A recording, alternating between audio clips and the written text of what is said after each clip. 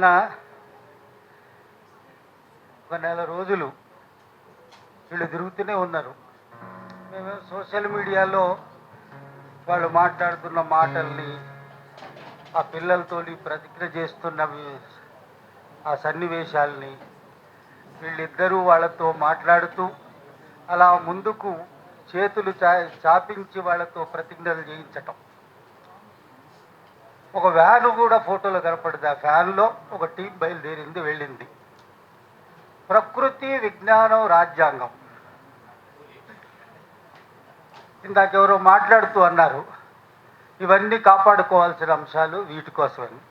వీటన్నిటికీ మించి నాకు ఈ నెల రోజుల్లో సోషల్ మీడియాలో ఫోటోలు చూస్తుంటే చాలా సంతోషం వేసిన, మనసు రెపరెపలాడిన అంశం ఒకటి ఉన్నది. జెండా. ఆ జెండా ఇప్పుడు కూడా స్టేజ్ మధ్యలో ఉన్నది. అక్కడ హమ్ బుల్బులే హై ఇస్కే ఏ గుల్సితా హమారా, మొహబ్బత్ కా దుకాన్ ఖోల్నే కా సమయ ఆ గయా. ఇది ఒక ప్రేమను, నేను నా దేశమును ప్రేమించుతున్నాను, సుసంపన్నమైన బహువిధమైన వారసత్వ సంపద నాకు గర్వకారణం అని ప్రతిజ్ఞ చేసుకున్న వాళ్ళం స్కూళ్ళ నుంచి మొదలుపెట్టి. ఆ ప్రతిజ్ఞను నెరవేర్చుకోవాల్సినటువంటి అవసరం ఉన్నది.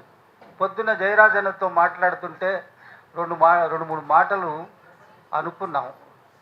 అధ్యాపకులు, ఉపాధ్యాయులు క్లాసు రూముల్లో ఉన్న పాఠాలని నిర్భయంగా పిల్లలకు చెప్పగలుగుతున్నారా? సైన్స్ విషయాల్ని సైన్స్ విషయాలుగా చెప్పగలుగుతున్నారా? భూమి గుండ్రంగా ఉందని ధీమాగా చెప్పగలుగుతున్నారా?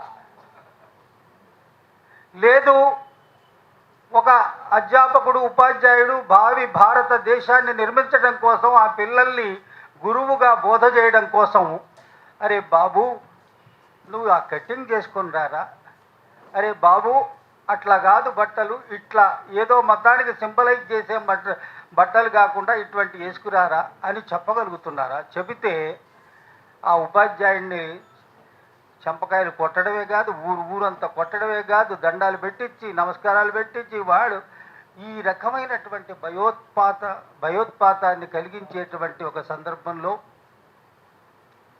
మేము ప్రకృతిని కాపాడుకుంటాం.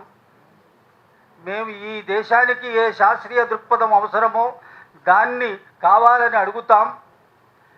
అట్లాగే మా దేశ సార్వభౌమాధికారాన్ని, మా కష్టపడి తెచ్చుకున్న స్వాతంత్ర్యాన్ని ఏ అంబేద్కర్ అయితే రాజ్యాంగంలో పొందుపరిచాడో దాంట్లో ఉన్నటువంటి హక్కుల్ని, జీవించే స్వేచ్ఛని, ప్రశ్నించే హక్కుని, అందరితో సమానంగా ఉండేటువంటి భావనని ఈ దేశం మాకు ఇవ్వాలి, ఈ దేశం ఇవ్వాల్సిన అవసరం ఉంది అని చెప్పుకోవాల్సినటువంటి ఒక దశలో ఈ జెండా మళ్ళీ ఊర్లలోకి వెళుతున్నది.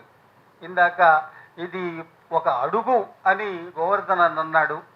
ఇది నేనంటాను, సోషల్ మీడియాలో ఒక పోస్ట్ పెడితే దన్న దన్న దన్న దన్న రమేష్ నువ్వు దిగిపో, రమేష్ లా ఓ ఓ అని ఎన్ని రకాలైనటువంటి కామెంట్స్ వస్తాయో.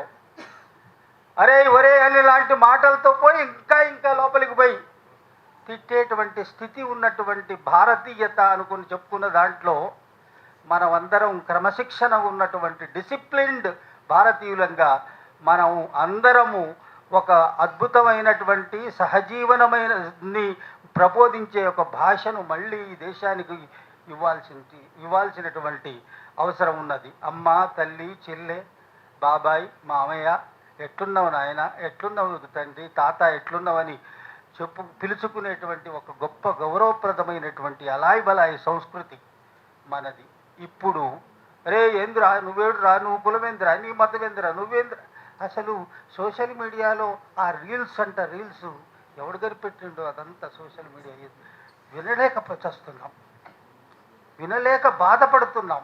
వీళ్ళలో ఇటువంటి భాషలోక నా పిల్లల్ని పంపబోతున్నది, ఇటువంటి పరిస్థితుల్లోక నా పిల్లలు రేపు జీవించబోతున్నారు అనేటువంటి దుఃఖంలో ఉన్న కాలంలో నేను మహానుభావుడు అన్నాను కానీ మా జయరాజ్ అన్నని, అన్న నీ ఆరోగ్యము ఈయన ఆరోగ్యం కూడా, ఈయన బెడ్ మీద ఎప్పుడు చూసినా ఫోటోలు హాస్పిటల్లో ఉన్నటువంటి బెడ్ మీద నుంచి పెడతాడు.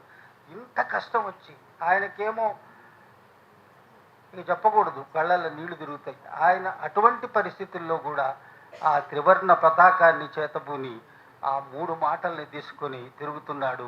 మనం అందరం కూడా సోషల్ మీడియాలో ఏ బూతు భాష అయితే వస్తున్నదో దానికి ప్రతిగా మంచి భాషతోనే మనం ఈ దేశాన్ని గెలుద్దాం, ప్రజల మనసుల్ని గెలుద్దాం.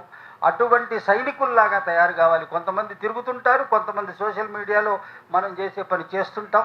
అటువంటివి చేయకపోతే అరే ఏమన్నా పడతారులేరా అనే పరిస్థితి కూడా వస్తుంది.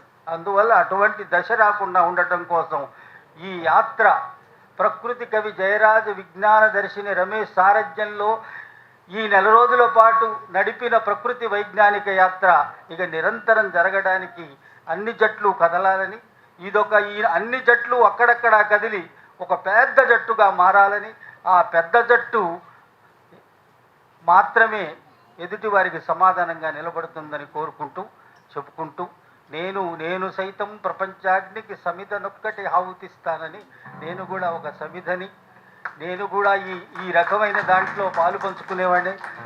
క్యా హోతా క్యా జాతా భయ్, आएंगे मार खाएंगे या गालियां खाएंगे, सुनेंगे फिर भी हम देश को बचाएंगे.